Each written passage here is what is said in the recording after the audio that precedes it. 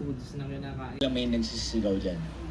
Diba? So, in-over, sabi mo mention kanina, yung mga kamote, kailangan nakikita nila. Yes. Tapos, all in all, parang breath of fresh air, lahat. Yeah. May galit, tapos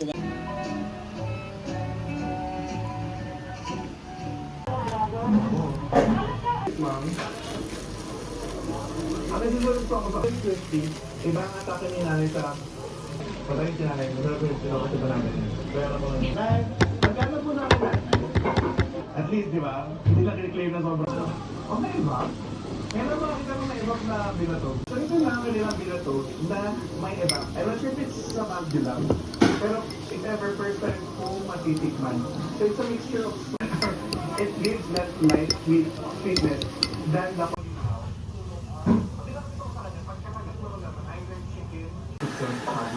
so wala silang ice, sige tayo na sa barbecue. Bits of sweetness na. Alam mo yung process, I just hope siguro, kasi pag butter, di sila lagyan ng vinegar or specific flavor or tamis.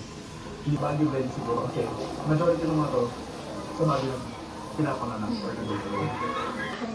Dito lang sa toyo, sobrang basic. Para lang siyang dito talaga sa bawang sibuyas toyo. Feel free to share your experience para mapag-usapan natin sa Hi mga Rimels! So, ito na ang pinaka very Santa Cruz. So, ito naman. So, mahilig sila sa sabaw. Sobrang sabaw. Naka-organize na sa block na lalagyanan na nun. Para manual yan. Nilalagay lang din.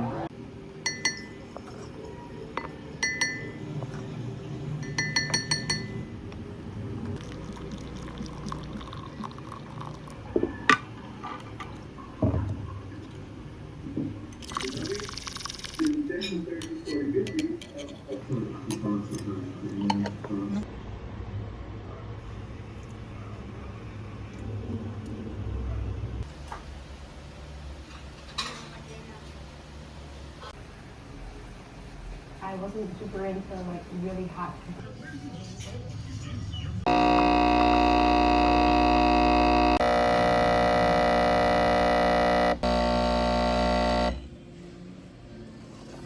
The snails and even the upper starfish were at complete risk of being bleached if they didn't end up following the water line as it receded down.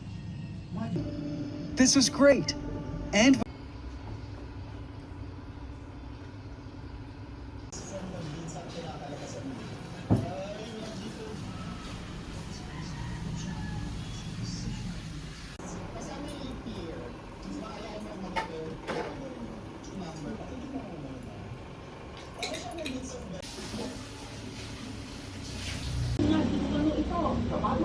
Maximum lang naman yata ng Hindi na namin siya kakasuhan. ay gusto. So, I'm okay with that. Let's go po.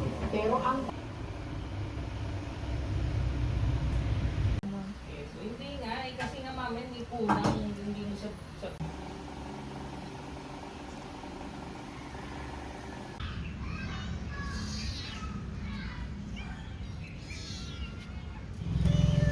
Siya ba yun?